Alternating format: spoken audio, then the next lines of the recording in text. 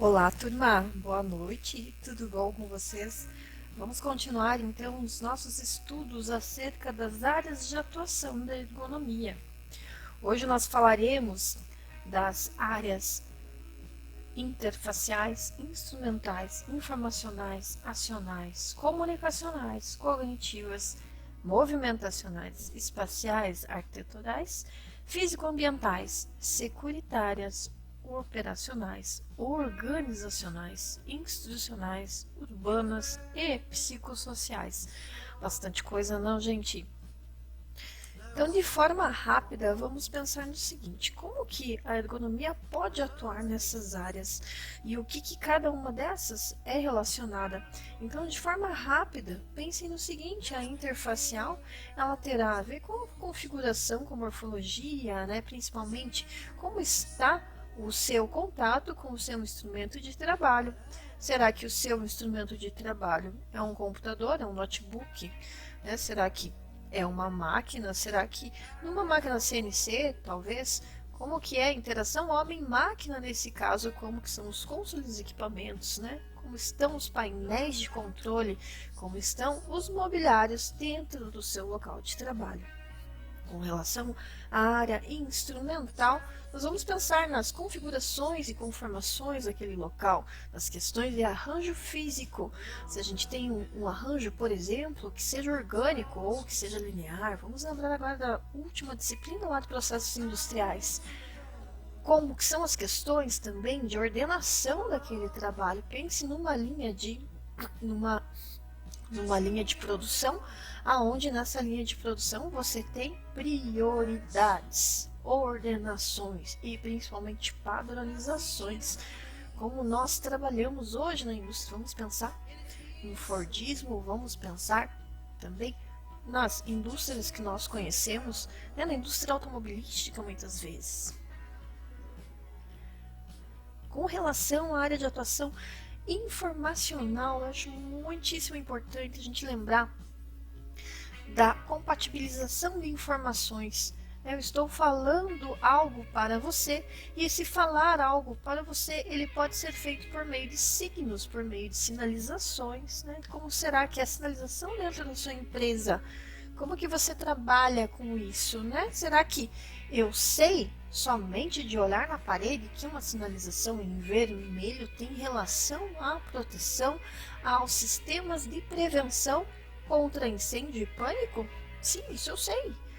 Fica fácil de identificar por conta dessas cores. Será que quando eu olho uma máquina, talvez, eu sei que as partes móveis daquela máquina estão pintadas em que cor? Talvez em laranja, né? Então, estamos lembrando agora das questões de outras disciplinas. Quando falamos em segurança do trabalho, falamos de várias disciplinas interligadas. Então, a ergonomia ela não vai deixar de lado todas as outras disciplinas que vocês já estudaram ou virão a estudar. A área de atuação ligada à atuação acional e comunicacional. Comunicacional, gente, eu acabei de falar. Então, lá na questão informacional e comunicacional, nós temos questões muito interligadas. Então, agora, falando em comunicar-me, né, eu falo em articulação de palavras, falo em padronizações de mensagens. Um e-mail dentro do seu local de trabalho é uma padronização de mensagem. Vamos pensar no seguinte: eu cumprimento, eu escrevo a mensagem com objetivos claros, né? E esta mensagem, ao final dela, eu agradeço, me coloco à disposição, né? E me identifico, certo? Então, isto pode ser uma mensagem verbal, só que nesse caso é escrita, e essa mensagem verbal também pode ser utilizada de numa forma em que haja uma comunicação maior. Então, temos alto-falantes, microfones, questões de telefonia e questões principalmente com relação à qualidade desses equipamentos, né? Qual que é a qualidade deste microfone que eu tenho? Não é das melhores, mas é o que eu posso utilizar hoje, não é? Com relação à questão acional, nós vamos pensar nas dimensões do seu local de trabalho. Será que essas dimensões são correspondentes ao seu corpo humano? Nós temos a área de estudo dentro da antropometria, que vai verificar qual é a distância dos seus segmentos corporais. Então, que segmento que eu tenho? Minha mão tem uma dimensão, meu braço tem uma dimensão, meu antebraço tem outra dimensão. Tá? Além disso, meu tronco, todas as nossas partes têm uma dimensão que pode ser entre um número x e y, né? Isso é padrão, né? E há um estudo específico com relação a isso. Com relação a essa questão também, vamos pensar que o meu corpo, né, pode ser algo que acione um equipamento. Então, quando estudamos, né, quando verificamos a questão de acionamento de máquinas, né, ligar máquinas, que mais? Parar máquinas, comandar máquinas, comandar de várias formas. A gente tem comandos manuais, comandos por voz hoje, né? Olha só, nós mudamos um pouquinho essa situação. Comandos por pedais também, né? Nós chamamos os comandos de comandos pediosos, tá? Mas comando por pedal é o bendito comando pedioso, ok? Com relação aos meios cognitivos, vamos pensar na compreensibilidade. Então, toda a informação passada para você, ela deve ter uma lógica, ela deve ser codificada de forma que o funcionário, né, a pessoa receba essa informação, entenda essa informação e tenha uma significação desta mensagem. Né? Não adianta eu receber uma informação e eu não saiba nada que foi passado, ok? Então não tem uma coerência essa informação. Se eu não entendi o início, com certeza haverá um desvio nesta tarefa e provavelmente um desvio nas questões agora, pensando na tarefa em quantidades, né, na questão de errar aquela tarefa mesmo, desperdiçar materiais e etc. Porque eu não entendi, porque não houve uma consistência lógica, porque não houve uma representação, né, do que deveria ser feito. Ok? Vamos pensar que a ergonomia também pode ser levada em conta na questão movimentacional. Então, quando eu falo agora na questão movimentacional, eu estou pensando nos limites de peso, eu penso em carregamento, eu penso no transporte manual de cargas. Essas cargas podem ser feitas de que forma? Agora eu estou pensando em postura realmente. Né? Será que eu pego aquela carga de uma forma correta ou não? Será que eu tenho talvez um equipamento que possa me auxiliar nesta manipulação dessa carga? Com que frequência será que você trabalha com isso? Eu quero que vocês façam um experimento com relação à movimentação de cargas, né, e ao segurar uma certa carga, só que eu gostaria que vocês começassem devagarzinho. Né? Então peguem um copo pequeno mesmo, copinho pode ser de vidro, de plástico, qual for, acho que de vidro é melhor. Encha de água. Fique com esse copo por 1 minuto com seu braço esticado. Mantenha esse copo agora com seu braço esticado por 5 minutos. Por 10, por 30, por 1 hora. Mantenha seu braço nessa posição e me diga qual que foi a situação, como você se sentiu. Será que esta carga, esta pequena carga que estava na sua mão, te causou um desconforto? E qual foi o desconforto? Depois vocês me contem, tá bom? Com relação aos meios espaciais, arquiteturais e físico-ambientais, gente, eu vou jogar num pacote só. Por quê, gente? Porque um está ligado ao outro, ok?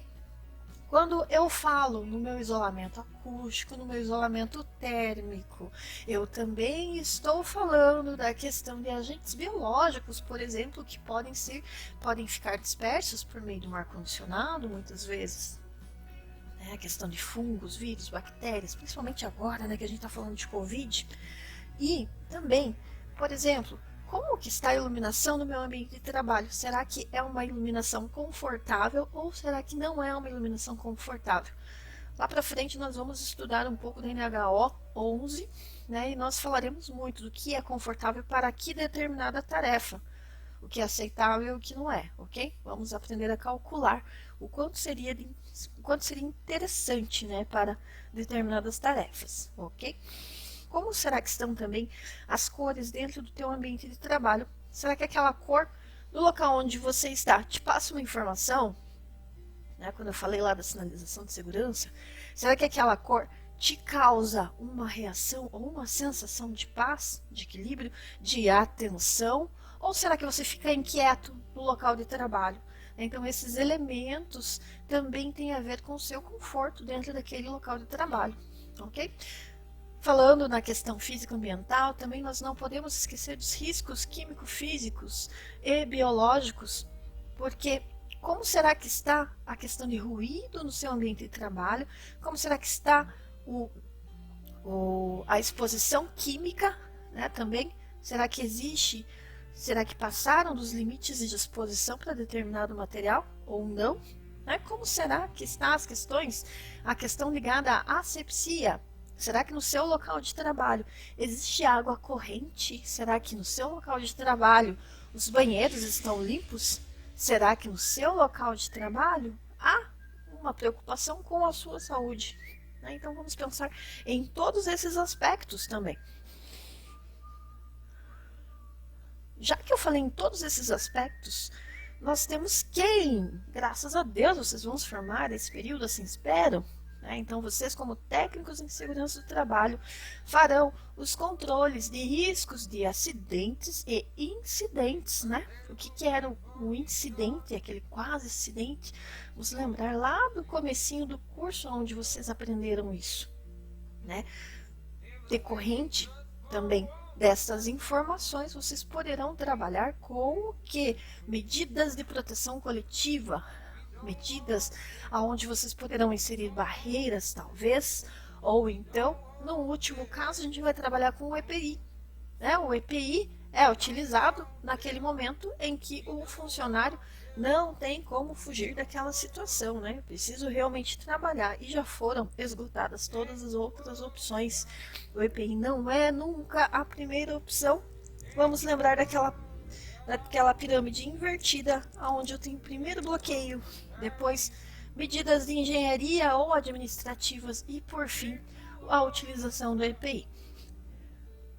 Com relação aos meios operacionais, nós não podemos nos esquecer do seguinte: como que é a programação da tarefa que você deve executar?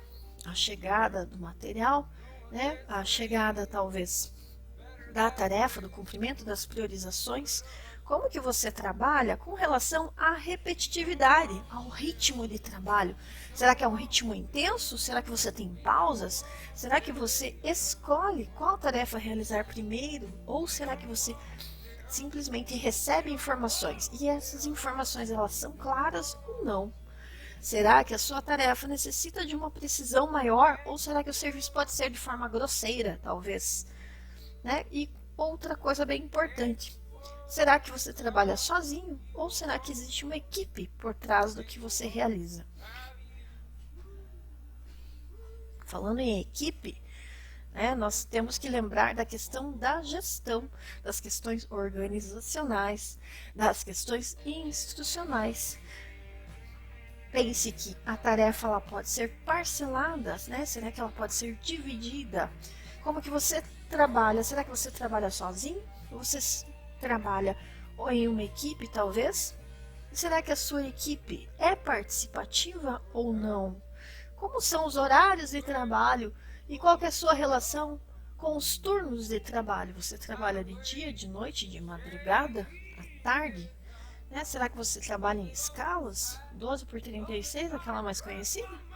E outra, gente, como é a questão do treinamento dentro do seu local de trabalho?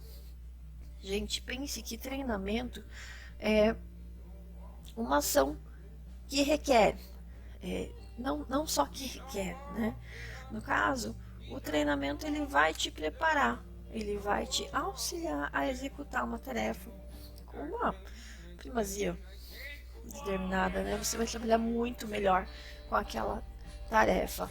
Mas uma coisa, a gente não pode esquecer que você treinou uma vez, tá bom? Não, é preciso realizar reciclagens, E além de tudo isso, o programa de treinamento ele deve ser verificado com relação a se foi efetivo ou não. né? Então, por isso é necessário que hajam avaliações com relação àquele conteúdo. Nós não podemos esquecer que a ergonomia também atua na questão do planejamento do trabalho, né? Então, aonde que você trabalha e aonde que você mora. Em algumas entrevistas que participei, né, aonde você mora não era apenas, né, na relação de que, poxa, eu estou muito distante ou estou muito próximo ao local de trabalho, né? Não era com relação a isso, mas principalmente com relação ao quanto tempo será que eu demoraria para chegar no meu local de trabalho. É claro que existe uma diferença gigantesca, né, da pessoa que leva 5 a 10 minutos para chegar no seu local de trabalho para aquela pessoa que pega um ônibus, fica 1 hora, né, até fica meia hora até chegar em um terminal e depois passa mais meia hora para chegar em outro local, né? Isso nos traz um cansaço gigantesco, né, uma carga mental muito grande, um estresse muito grande. Então, saber aonde o teu trabalhador está, como que ele se desloca, né, como, será que é seguro, será que não, é muito importante que saibamos. Além das questões, né, da questão do acidente de trajeto, etc., que saiu, voltou e agora está, ainda continua, né, porque a medida provisória que retirava, né, essa questão foi derrubada, ok? Além desta questão, né, dentro dos locais de trabalho, agora tem sido muito comum nós encontrarmos salas de descompressão, né? Então, essas salas de descompressão servem para quê? Aliviar mesmo, gente, alivia o estresse da pessoa, né? Então, é um local para que você descanse um pouco, para que você jogue, converse, etc. Então, muitas das vezes, sim, nós precisamos parar um pouco, né, com aquela situação de estresse, limpar a nossa mente e voltar, né, para o nosso trabalho. E é muito claro que existe uma melhora incrível com relação a isso tudo.